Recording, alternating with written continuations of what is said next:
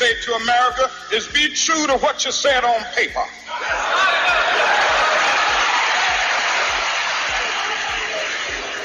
If I lived in China or even Russia or any totalitarian country, maybe I could understand some of these illegal injunctions. Maybe I could understand the denial of certain basic First Amendment privileges because they haven't committed themselves to that over there. But somewhere I read of the freedom of assembly. Somewhere I read of the freedom of speech. Somewhere I read of the freedom of press. Somewhere I read that the greatness of America is the right to protest far right.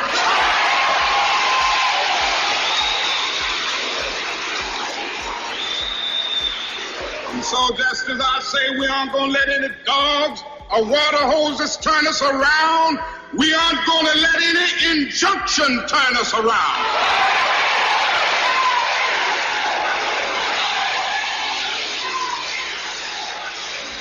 Well, I don't know what will happen now.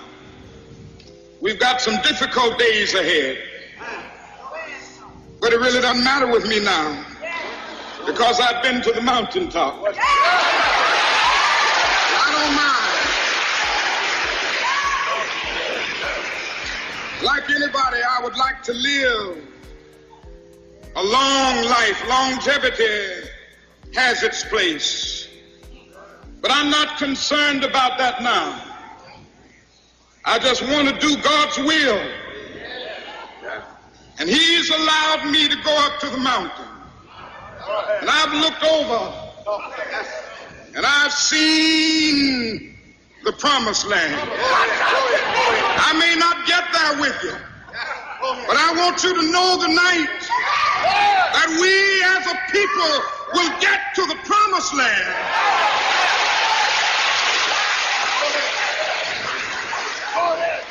So I'm happy tonight. I'm not worried about anything. I'm not fearing any man. Mine eyes have seen the glory of the coming of the Lord. Good evening, everyone. We are broadcasting live over Facebook, LinkedIn, YouTube, and Twitter. And in honor of the legacy, the great legacy of Martin Luther King, we have with us tonight the Honorable Carl Snowden. Carl, welcome to the show, sir. Thank you so very much. Thanks for the invitation. Oh, absolutely, absolutely. Couldn't have it any other way. What better time to have it done the week of Martin Luther King's birthday and holiday? So we're going to start the night off with Miss Jeannie Day, Carl. Jeannie, what do you have for Carl? Good evening, everyone. And I am so pleased and honored to have you as our guest this evening, Mr. Carl Snowden. I've always seen you around, just real quick, but I've never really personally met you. So this is an honor for me. So the one question I have for you is that what influence did Martin Luther King have on you, which relates to your ambition to be a freedom fighter? Very good question. I was 14 years old when Martin Luther King Jr. was assassinated. And for local Annapolitans who know Annapolis, there used to be a drugstore called Richmond. It was on West Washington Street and West Street, across from what is now Asbury United Methodist Church. A group of Black kids just standing in front of the Richmond drugstore, doing what we always do, just having fun. And a Black boy came by on a bicycle and shouted, "They've killed Martin Luther King Jr." This is in April. It was a warm day. I said, "What? They've killed Martin Luther King Jr." First time we'd heard it. And in the old days, what you could do is on West Street, there used to be a pawn shop and shops along West Street where people would go and purchase various items, including television sets. And in those days, the way they advertised a television set, they'd have it playing in the window. So you could look in the window and see the television set. So we hurried across the street and there was these photographs of Dr. King, and one of the excerpts you saw was one of the things that were playing, but we couldn't hear it. Couldn't hear a word what he was saying. And a young boy came up, and he had a transistor radio. Got to be old enough to remember when there was these transistor radios. And he turned it to AM radio. And there used to be a radio station called WANN radio station, which had Hoppy Adams on it. And he turned it on, and there was Hoppy Adams, divorce, saying Martin Luther King Jr. was shot and killed in Memphis, Tennessee. What an incredible moment that was for me and for all those that were gathered. I was more influenced in the beginning by Malcolm X than I was by Dr. King. But it was the assassination of Dr. King that got me to begin reading about history and contributions of Black people. And I read something about Dr. King that even today people would find it hard to believe. The FBI director was a man named J. Edgar Hoover. And he said, following the speech that Dr. King gave in 1963, he's the most dangerous Negro in America. This is coming from an FBI director. This is during the time of Malcolm X, the Black Panther Party, more militant groups. Why would J. Edgar Hoover determine that Martin Luther King Jr. was the most dangerous Negro in America? And so the more I read about Dr. King and Malcolm and others, the more I understood why he viewed Martin Luther King Jr. as the most dangerous Negro in America. And his rationale for that was Dr. King was able to move the masses of people all over the country. He was an incredible organizer, a gifted orator, and more importantly, he understood America.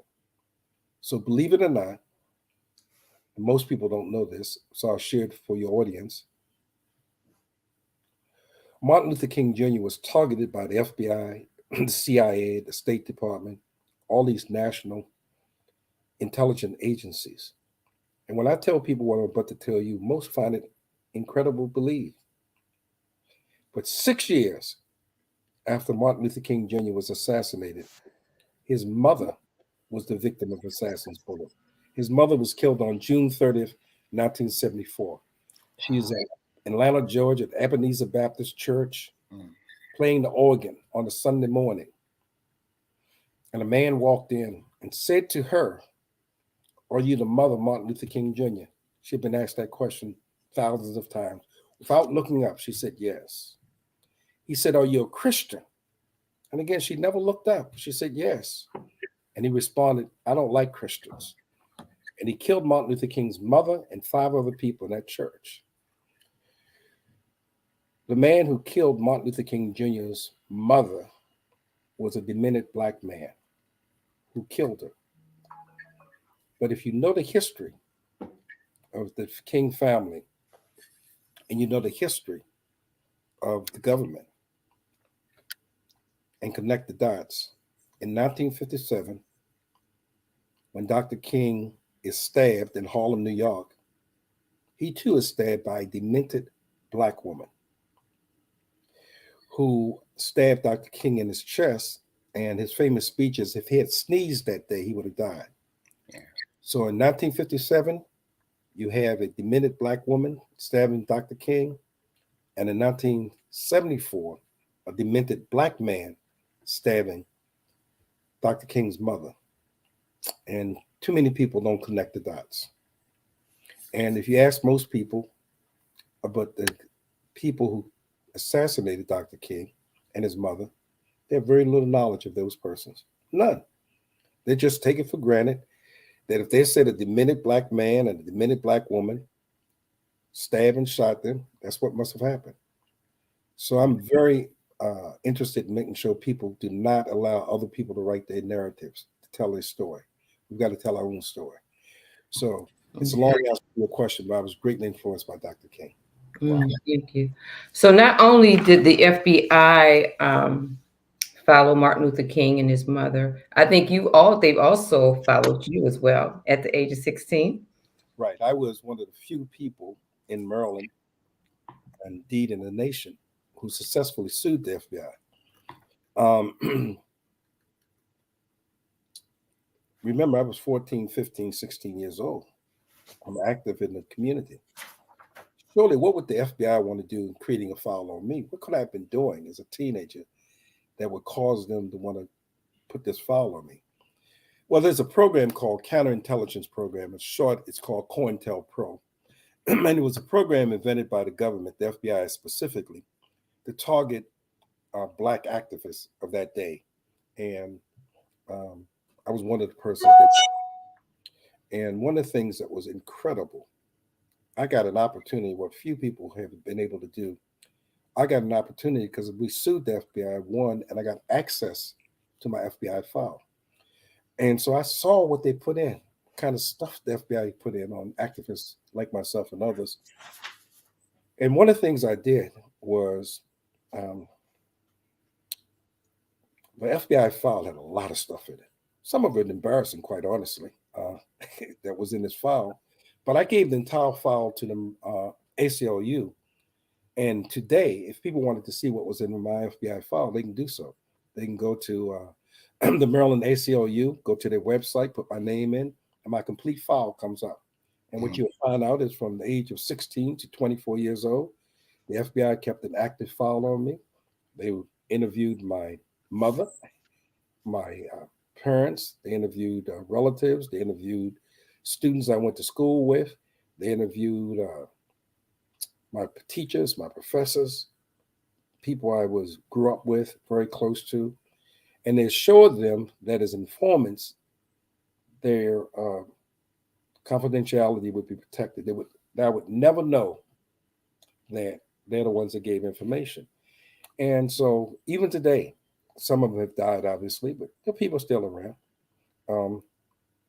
And some of the things that you might find, I found it humorous years later. It wasn't funny at the time. But one of the things they did was, I don't know what you guys are aware of a park, but it's called Jonas Green. Jonas Green Park. when I was, that used to be what was called a lover's lane. That's the place you kind of went to. Can you imagine at 15 years old driving to Jonas Green? And the FBI recorded the whole thing. Wow. This 15-year-old Negro boy, juvenile, went into Jonas Green with a 14-year-old juvenile girl, which they named. They did heavy petting. They was there about 10 minutes and they left. That's the kind of stuff they had in the FBI file. It didn't do anything for my reputation, but it did tell a lot about who the FBI was. Yeah. Wow. You have anything else for him, Jenny? So how did that make you feel knowing that they were following you or just had surveillance on you? It helped me grow up real quick. It helped me understand the power of government. I would later go on to become an elected official. I've served in government at some of the highest levels. I was first director for the Office of Civil Rights under the Maryland Attorney General. So because of what the government did to me, I know what the government was capable of doing to people. Even today, people would be amazed to know the power government has. I'll give you a recent example. It happened to so many people. People don't even think about it. You guys remember when they gave the $2,000 stimulus, when people got these checks that came from Biden and Trump, these checks you got? Well, a friend of mine got one of these $2,000 checks and it wound up in his bank. And my question to him was, how did the government know you had a bank account? Wow. Oh, he never gave it any thought. He was so happy to get that $2,000. He never even questioned how the government was able to know what bank he did with, what the account was, etc. But the vast majority of Americans are unaware of the fact. There's a guy named Edward Snowden, no relation. He happened to be a white guy. He's out of this country today in Russia. And if you ask most people why he was arrested or why he was threatened with arrest, they think it had to do with something that he did that was criminal. And it's not true. Up until Edward Snowden, most Americans believe that the only way you got an FBI file on you is you have to be a subversive, you have to be a criminal, you have to do something illegal. What Edward Snowden proved was that every American today, every American has a file on them. When you use your cell phone, when you go to a bank, do any transactions, anything that leaves an electronic digital imprint, the government has created these individual files on people. So in a matter of minutes, the government can find out almost anything about you or any individual they want. Every time you use, as we're doing now, we get on Zoom. If you ever buy anything over the internet from Amazon or whatever you may purchase from, if it ever dawned on you, if I just purchased a pair of shoes that I was looking for on the internet, how come I'm all of a sudden getting all these advertisements about various shoes? It's because of this comprehensive link that they do. You're right. Not only a purchase, even if you can just literally talk about it, right? And then they show up in your feeds or whatever. That's true. That is, we get ready for the get our children and our grandchildren ready for the 21st century. We know what's coming. Yeah. Most people have heard artificial intelligence. They really don't know what that means. People really need to do more time, do more studying, more reading, and getting our children prepared for the 21st century. We're living in a whole different world. And I'll give you an example of something. You can ask the vast majority of anthropologists. In fact, you can do this yourself. If you ask the vast majority of anthropologists and people even listening tonight this question, what was the riot of 1919 about? The first question they're going to ask you, a riot in Annapolis in 1919?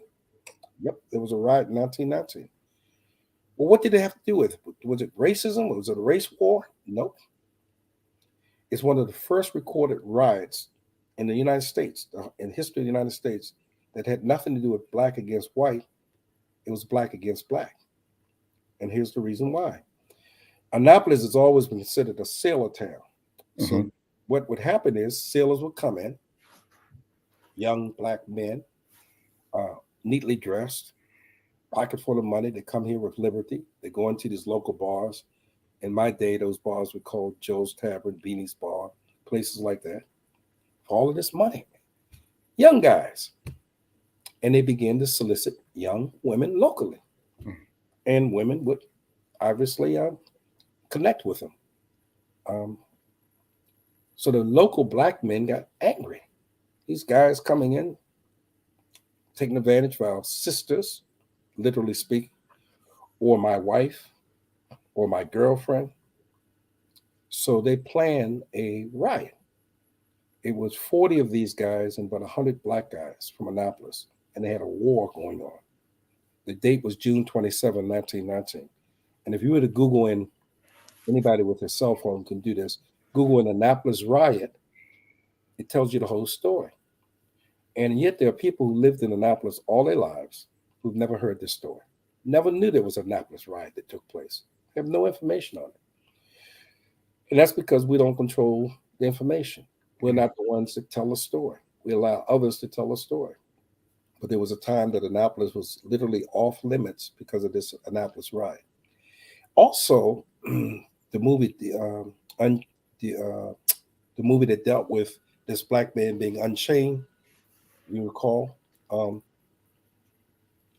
most people think that movie reflected the first time a black man defended a woman, if you remember the basis of the story.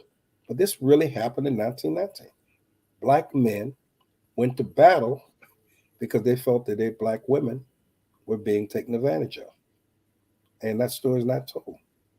And it's a story that's worth telling. Wow. That's amazing. Yeah. Thank you for sharing that. I don't have any other questions. Anyone else have any questions for Mr. Snowden? So, Ayanna, what do you have for Mr. Snowden? Absolutely. So what made you go into politics? Good question. Actually, politics became an accident. It wasn't really designed. I never intended to really become a public figure. But what happened was in the early 80s, again in Annapolis, uh, people need to know this history. Annapolis had a black elected officials from 1873 to the present. Now, 1873 is an important year because in 1873, it was exactly 8 years after the Civil War. So we got the Civil War, which ended in 1865, and in 1873, the first black person gets elected to the city of Annapolis, in the city of Annapolis, and also in the state of Maryland. That was a huge accomplishment in 1873. So blacks have served on the Annapolis City Council from 1873 to the present, with only one exception. And again, most Annapolitans don't know this. And that one exception was in 1909. The Maryland General Assembly passed what was called the Grandfather Clause. And the Grandfather Clause simply said, if your grandfather couldn't vote, you can't vote. So thousands of black people lost the right to vote between 1909 and 1915. And the then Republican Party, which is not the Republican Party today, but the Republican Party of that day, which was a much more liberal party, filed a lawsuit that went all the way up to the Supreme Court. And black people got the right to vote again in 1915. And then blacks got elected to the city council from that time to the present time. So in the 80s, something called the Voting Rights Act had passed, which guaranteed blacks the right to vote. The city of Annapolis used to be more than 35% black. There were more blacks living in Annapolis then than there is now. The black population has actually gone down. So in the 1980s, 1983 to be precise, I was working with the ACLU and a guy named Alan Liggum, who's now passed. We determined that we really should have more than one black representative on the city council, that our population was large enough that we should have a minimum of 3. So we went to court, filed a lawsuit, and we won the lawsuit. So they created what was called the 5th Ward, which is a majority black ward. At that time, it included places like Robin Wood. And so we had this majority black ward, but we had a problem. We couldn't find any black candidate to run. So we fought all this battle to get the ward and didn't have a candidate. And the people who helped to put this together said, we can't have this. We've got to have somebody be a candidate. So I was drafted and I ran and I won. And that's how I got involved in electoral politics. Wow. Wow, thank you for that. Mm-hmm. So, we know that you are one of the main leaders for civil rights, and that you're an activist. Was there a pivotal moment or some significant moment in your life that inspired you to become a civil rights activist? Reading the autobiography of Malcolm X literally changed my life. I was 14 years old, and I was required to read the autobiography of Malcolm X. It wasn't what I wanted to do. I was but a C student. I was just making it. Really wasn't, just a young black student who just trying to get through. So I was required to read 2 chapters of the autobiography of Malcolm X. And the requirement was that after you read the chapters, you come and give an oral report. So I picked up the autobiography of Malcolm X. I had never even heard of Malcolm. This is 1969. I literally had not heard of him. Malcolm X was assassinated in 1965. So I picked up the magazine on this book and I started reading it. And my idea was to read 2 or 3 pages. Then I was going to fake it and just come to class and act like I'd read the book. But I literally couldn't put it down. It was the first book I read from cover to cover. And the questions Malcolm X raised in that book was amazing to me. I had never even thought of some of the things he had talked about. One of the things I remember so well was when Malcolm X asked the question, what color is Jesus? I assumed everybody knew Jesus was white. And then Malcolm X just brilliantly showed why Jesus could not be white. He raised issues in my mind. I just never thought of it. If you knew where Bethlehem was, and you know what part of the world was, and what people of color that lived in that part of the world. And he was just so brilliant. One of the things I remember so fondly about Malcolm X, he says, a man that's on time is never late. Now, before we think that's an obvious, he made me think of it this way. When you think of people who are deceased, you often say the late so-and-so, the late so-and-so. He said, there's a reason why nobody ever says the late Jesus, the late Luke, the late Peter, the late Paul, because a man who's on time is never late. He's always present. And when I think of that, in that context, there are men and women who come this way that we've forgotten. But there's some people, Malcolm and King being one of them, just stand out. Yeah. 50 plus years for most people, they're forgotten. And the day when you talk about a Malcolm or a Martin, it's like talking about them in present. Because the ideas they stood for is as true today as it was when they said them 50 plus years ago. Wow. Wow. Wow. Thank you for that. And so we know that now more than ever, we see a lot of minority groups represented in the political arena. So I'm wondering if you believe that this is indicative of the progress that you and those who come before you have fought for. And if so, what is a way to, move the needle even more? Like, what is the way forward? Well, let me tell this quick story and then I answer your question directly, but it shows the importance of telling your own story. I had the great pleasure of meeting Rosa Parks in Annapolis in 1984. Rosa Parks, when she was arrested in 1955, was 42 years old. And when I met her in Annapolis, she came here for a Black History program. Real small, diminutive woman, very soft spoken. She was speaking at First Baptist Church and she just told her story about how she got arrested on that day, etc. And you could hear a pin drop, literally. And this white reporter from the Capital newspaper said to her, Mrs. Parks, why did you refuse to give up your seat to a white man in Montgomery, Alabama in 1955? And I will never forget the answer that woman gave. In a very quiet voice, she said, Sir, I did not refuse to give up my seat to a white man. I refused to give up my dignity. Wow. Powerful. That one comment made me realize it's important who tells the story. Had nothing to do with no white man or bussy. Had to do with dignity. And it was Dr. King who the very next day after her arrest would say, Sister Rosa, it is better that we walk in dignity than ride in shame. My, what a different twist. And so for me, it became important for us to begin to tell our own story, which is why I wrote a book called Some People Watch Clocks, I Watch People. Because if you don't tell your own story, other people will tell a story. And it won't be the way you saw it or the way it really happened. I grew up during the era of Muhammad Ali. And Muhammad Ali was one of these incredibly larger than life people. And I met Muhammad Ali. And I remember Muhammad Ali one time saying, if you dream that you beat me, you better wake up and apologize. He was just an incredible figure. But it's so important that we tell our own story. So again, for people watching tonight, I just ask them to Google this.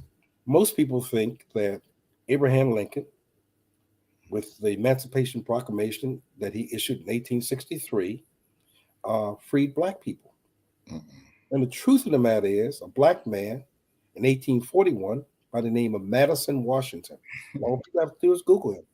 They will find out this Black man named Madison Washington in 1841, not 20 years before Lincoln signed the Emancipation Proclamation, freed more Black people than Lincoln did. Now, how's that possible? Wow. He was able to take the mutiny of a ship. There was 140 slaves on the ship, and they went they took over the ship and went on to an island and got their freedom.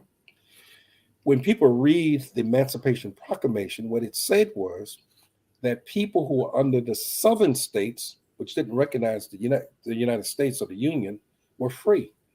Well, that's like somebody saying, coming to your home and telling you what's going to happen in your home.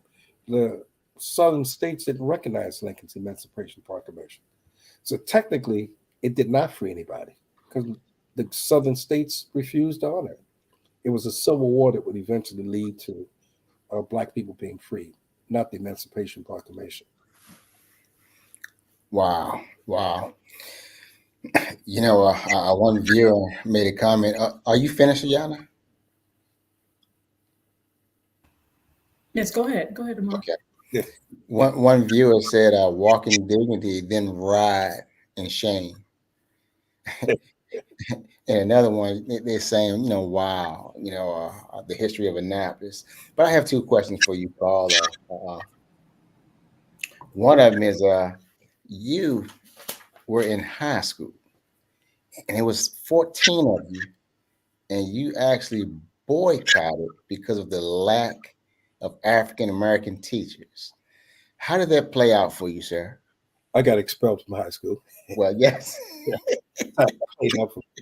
Actually, in 1970 is the year that this took place. Remember, integration, quote, integration, came to Annapolis slow. The Brown decision was in 1954, but there was a conscientious decision by the local Board of Education to take 12 years to integrate schools, which is why Wall H. Base High School was closed in 1966. That was the only school in the county that served Black people. No matter where you lived in Anne Arundel County, you had to go to Wall H. Base High School. So in 1970, after, quote, schools had been integrated and Wall H. Base High School had been closed down as a high school, Blacks were sent to Annapolis High School. And believe it or not, the cheerleaders were all white. Mascot was white.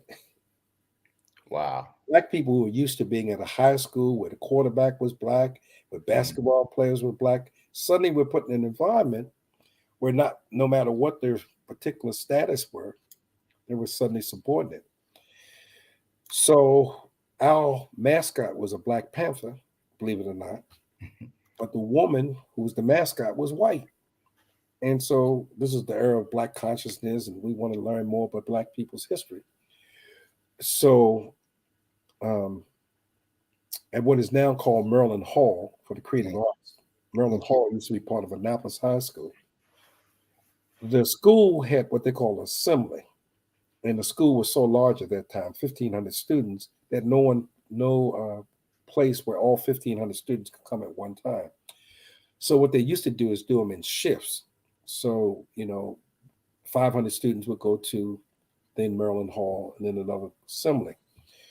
Well, at the assembly I went at Annapolis High School, I just finished reading the autobiography of Malcolm X. My mind was just grappling with who I was and that sort of thing. So we go to this assembly, and the musicians are all white. They're playing country music. Every participant on the program was white. There was no Black people on the stage at all. And at Maryland Hall, the lights was down. It was real dark, pitch black. So a Black student shouted out, "We want some soul music." And this white guy, who was then Student Government Association president, said, "This is our assembly. This is our program. If you don't like it, you can leave." Wow. And you can hear a pin drop. And maybe about 10 seconds, it dawned on me. He was right. If you don't like it, leave. So I get up to leave. And when you get up, the seats used to swap up, come up. So I got up to leave. And remember, it's dark. So I get up to leave. And as I'm leaving, walking out, suddenly these chairs go whop, whop, whop, whop. And before I knew it, 150 Black students walked out. And that was the beginning of a protest where we were advocating that we wanted a Black studies program, wanted to learn more about Black history, etc. And though there were 150 students that participated in that demonstration, and we boycotted classes for weeks. It wasn't that we didn't go to school. We'd go to school, but we'd have what we call freedom schools. We'd go down to the library and just teach things about Black history that they wasn't teaching us in classroom. So eventually they brought the police in and others to try to restore order, and they convinced us to go back to class. Unbeknownst to us, they had told us they would make all these changes. We went back to class within a month. So it didn't sound like it was unreasonable to wait a month. So we go back to class, and turned out they lied to us. Wow. So we decided we needed to have another protest because they lied to us. So in the old days, and you got to appreciate the technology of that day, they used to have mimeograph machines where you take a leaflet to run it off. So one of the Black girls who was part of this demonstration decided she was going to go to the principal's office, and when he wasn't looking, she was going to run off these sheets so we could tell everybody about this demonstration that was going to take place. So she goes to the principal's office to run off the sheet, and she gets caught running off the sheet. Unbeknownst to the principal and others, they thought that the flyers had already been distributed and these were just extra flyers, when they actually had the only flyer that we had. They had taken. So the principal got on the loudspeaker to the entire school and said, "We understand there will be a demonstration tomorrow. Anybody who's involved in this demonstration." And of course, if you want to have people show up, tell them don't come somewhere. And the next day we had all these people show up, and we had the demonstration, all that. And the principal, a guy named Albert Falble, and a man named Edward Anderson, who was the superintendent of school, met with my mother, who, by the way, lived to be 104 years old. He met with my mother and told my mother, Dr. Anderson, superintendent, as long as I am the superintendent of schools, your son will never go to a public school in Atlanta County. And he kept his promise. That's why I'm going to Key School, a private school, to get my education from. But I was from Annapolis High School. And as it turned out, it might have been one of the best things that happened to me, honestly, because I was able to prepare to go to college. When I was in high school at Annapolis High School, I wasn't even thinking about college. Yeah, I understand. Wow. Hey, so my last question to you, sir, is you have done so much for the city of Annapolis and accomplished so much. What do you feel was your greatest accomplishment for the city of Annapolis? That's really hard to say because there have been a lot of things, and I think it's generational for some. Because there are those who, I can tell you some things. When I was on the city council, we passed a law. And Annapolis is the only city that has this law. And I'm really proud of it. A friend of mine who's now deceased, her name was Angie Myers. And for people who live in Annapolis, they'll know who she was. She was a very just beautiful woman. And she lived in Eastport. And her boyfriend was a guy named Moses, who came from New York City that she got hooked up with. And Moses was extremely jealous of her. She was just a very attractive woman, but he was very, very jealous. Anybody he saw her talking to or they spoke to her, he just had the very worst thoughts. So I was working at what's called a community action agency. I was chief program officer. And she came to my office because she knew me. I grew up in Eastport as well. And she said she was scared to death of this guy, Moses.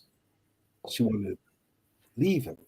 She didn't know how to leave him, but she wanted to get away from him. So I called the police on her behalf. The police came over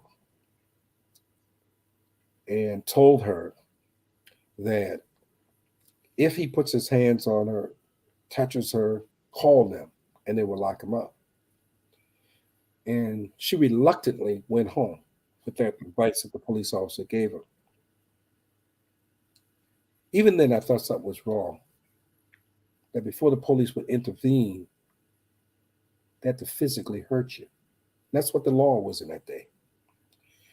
So to make a long story short, she went home and he murdered her in front of her. He murdered her. And he was on drugs and the whole thing. Anyway, he goes down to what is called now Bay Ridge Gardens, but it was then called Annapolis Woods. And he goes in, the police following him and all this sort of thing. Make a long story short, he hanged himself. He committed suicide. So when I got elected to the Annapolis City Council in 1985, the first piece of legislation I put in was legislation that required police officers that if a woman or a person said they were a victim, potential victim of violence, that the police didn't have to wait until somebody did anything to you. And so one of the first pieces of legislation that I was able to get passed, I'm sort of proud of it. It also, sexual harassment was a huge problem, even today, but it was even worse then. You could work down at O'Brien's or downtown restaurants as a waitress, and people could do pretty much what they want to you if you were a woman. And you expected to take this because you got tips, right? And restaurant owners took the attitude, you don't say anything, these are paying customers, etc. Well, a lot of these, quote, paying customers were also drunk or intoxicated. And they would broke women just because they thought they had the right to do it. So I put this bill in, and it's still law to this day, that if you are sexually harassed by a patron and you go to your boss and you say to your boss that he is harassing me, that boss, that owner has the responsibility to take the appropriate action so that it cease and desist. If he fails to do so, you have the right to sue him for 3 times the amount of your salary, whatever that was for that year, plus attorney's fees. And of course, a lot of the downtown restaurants were opposed to that, but that law passed, and it gave women a protection that they didn't have. We also, in the city of Annapolis, passed legislation not to do business with companies that did business in South Africa. So we're one of the first cities that divested from that. And then lastly, part of Annapolis history, untold story, is about lynching. Most people are unaware there were 2 lynchings that occurred in Annapolis. One was in 1917, where a black man by the name of John Snowden, no relations, just happened to have the last name, was accused of raping a white woman.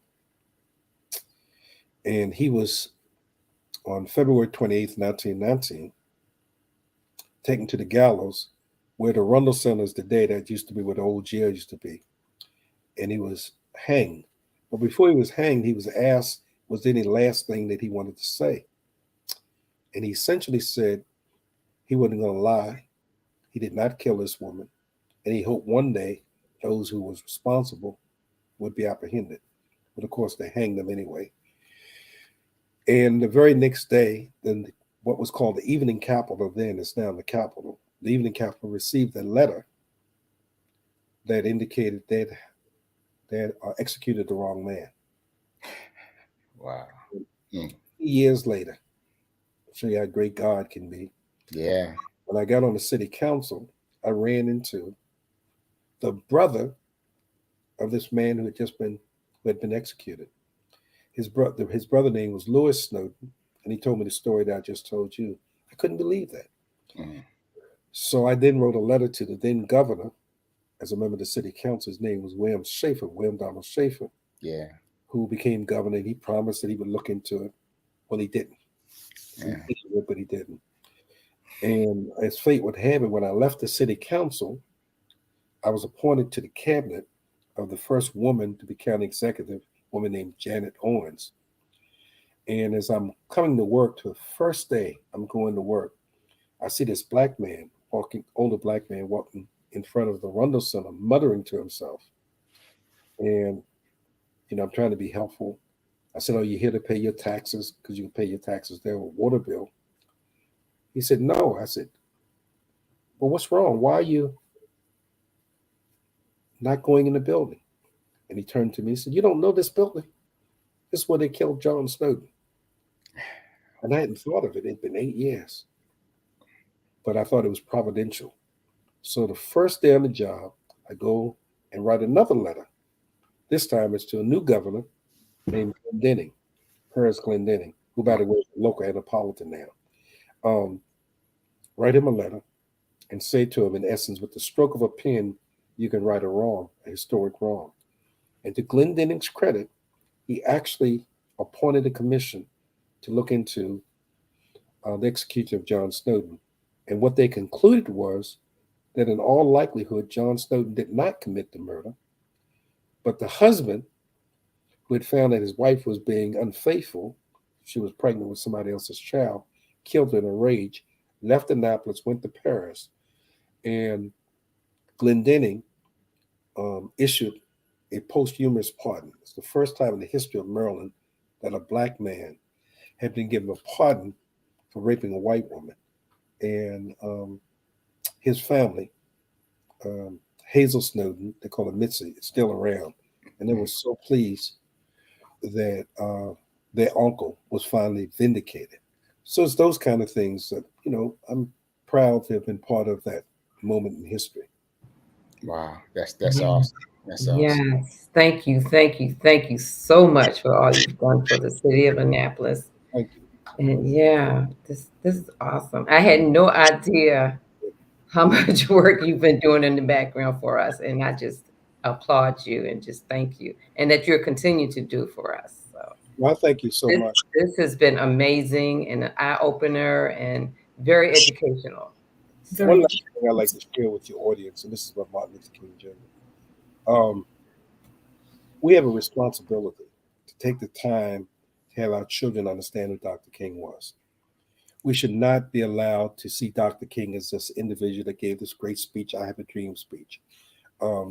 There's a reason why I said he was the most dangerous Negro in America. Dr. King was really serious about changing America in a really fundamental way. And at many of the community meetings we have, I make this point over and over again, and I want to conclude with it.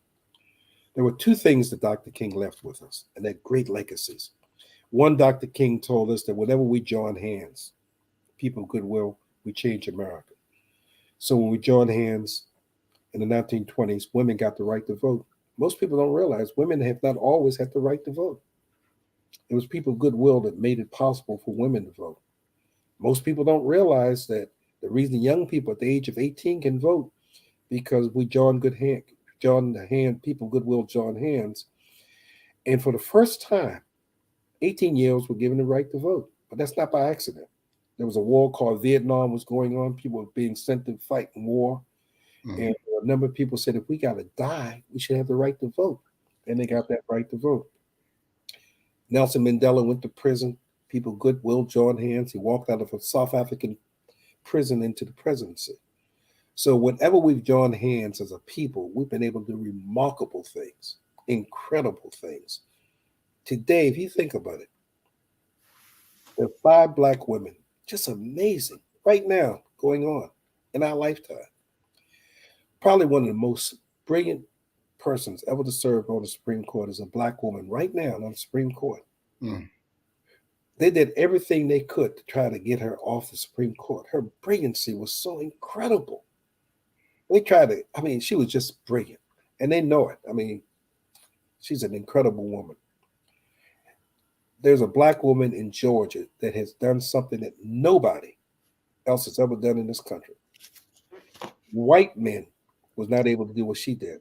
There's a guy, you've heard the name Jack Smith, who's a special counsel who's prosecuting Donald Trump. Well, he and several others gave Donald Trump what they call white privileges. It's because you're white, you're male, we're going to treat you differently. And they've been doing that, by the way. But down in Georgia, that sister said, look, we'll have a mugshot. Everybody that goes through this get a mugshot. You're no different. And he can't stand her. She made him get this mugshot. And there's another black woman over in New York City. He stared at her during the trial, trying to intimidate her. She didn't blink. She's going after him for $250 million of his money and want to make sure that he's not able to practice anywhere in New York State. What courage these black women has exhibited. And I just think we're living in remarkable times, and we should appreciate the accomplishments that we've been able to make, and the best is yet to come. In our state, we were able to elect a black governor, a black attorney general, a black speaker of the House, a black treasurer, the largest black caucus in the United States. I mean, we have a lot to be proud of, and we stand on the shoulders of men and women who've come before us, who've done remarkable things. And it was Sojourner Truth, who could not read or write. She was illiterate. Her real name was Isabella, but she found God and changed her name to Sojourner. And when the Supreme Court handed down this decision, which is called the Dred Scott decision, it said that black people had no rights that white people were bound to respect. That decision was written by the chief judge of Maryland, a guy named Taney. And so imagine that. The Supreme Court saying that black people had no rights that white people were bound to respect. So they held a meeting of the abolitionists of that day. Frederick Douglass, Lord Gerson, people you would know, these famous black and white abolitionists coming together. And Sojourner Truth was late for the meeting. And Frederick Douglass was a great orator, but she could tell from the way he was speaking that something was wrong. So she comes in the meeting late and she says, Frederick, what's wrong, Frederick? And he responds, the Supreme Court has handed down a decision of Sojourner Truth that says that black people have no rights that white people are bound to respect. And she said, is that all? He said, I don't think you heard me, Sojourner. And he repeated himself. He was very patronizing, very condescending, because he believed this woman must be ignorant. She didn't hear what I said. And after he repeated it again, she repeated herself. Is that all? And he said to her, Sojourner, don't you understand what I just said? The Supreme Court said we have no rights that white people are bound to respect. And her response was, Frederick, I didn't know you believe in any Supreme Court. I thought you believed in a supreme being. Our God didn't bring us this far to leave us. Keep the faith. We're going to survive. And that's what we need, women of faith. Yes, yes. Amen. Yes. Amen. Amen. Well, Carla, I just want to thank you. Thank you for being on the show tonight. One of the viewers said, thank you for sharing the unknown history of Annapolis. And they also want to know if you written a memoir. I have. The book is called Some People Watch Clocks, I Watch People. It's out, and it's a collection of stories regarding Annapolis and national stuff that people need to know about. You can get it from Amazon or local Barnes and Noble. Yeah. Cool. Well, Yana, do you have anything for Carl? I don't. Just thank you for joining us this evening. It was a pleasure. Yes. Yeah, definitely. Yeah. But I do have one other question. We're going on. Is there anyone in Annapolis coming up that you could pass the torch to? That's a good question. Good question. That's a very, very good question. And the answer lies in each of us on this program, people watching. You should go and look at. You can Google this. You should go and Google Martin Luther King Jr. age 8, and he looks like a typical black boy at age 8. Nobody looking at that 8-year-old boy would think he would go on to be an international star. I happen to believe this is something each and every one of us should do. The 3 things that black people should do to black children. Any kid between the ages of 5 or 6, was a boy or girl, you need to do 2 things. One, you hug them. They need to know they're cared for, and you need to whisper in their ear. You can be anything you want in the world. You're so beautiful. Yes. You're so handsome. You're so intelligent. Our children will be the manifestation of what we believe them to be. When we see in them their brilliancy, when we encourage them, they go on to do marvelous things.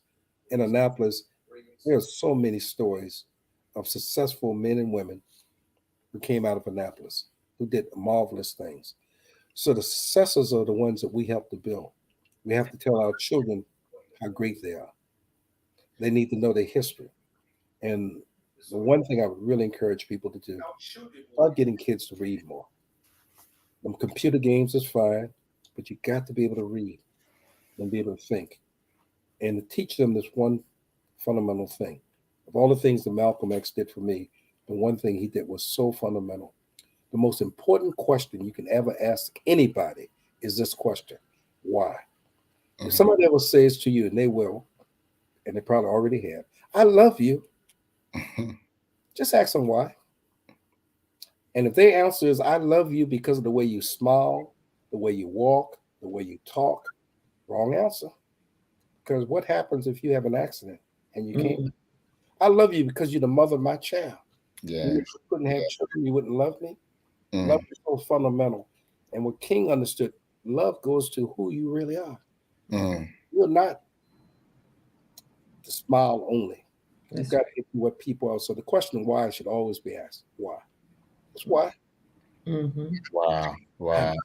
Why do you love me? Why do you love me? Oh, you make me feel so good. Really? Thank you. Well, again, thank you for being on the show, and we're gonna try to bring you back if possible.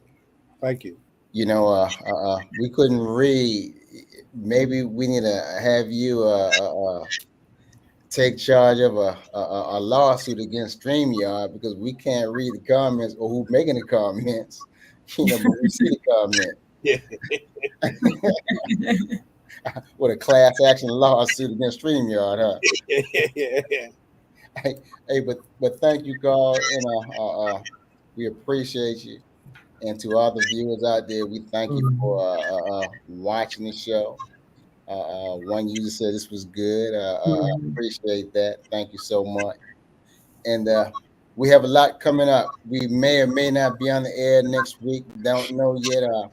We have Paris Lane coming up on the 31st, and we have Jay Jacobs coming up on the 7th. So we need to have our ducats in order for that. Just like we have to have our ducats in order for Carl tonight. But thank you again, Carl. Thank you so much. This was really you. awesome. And this ends the show for today.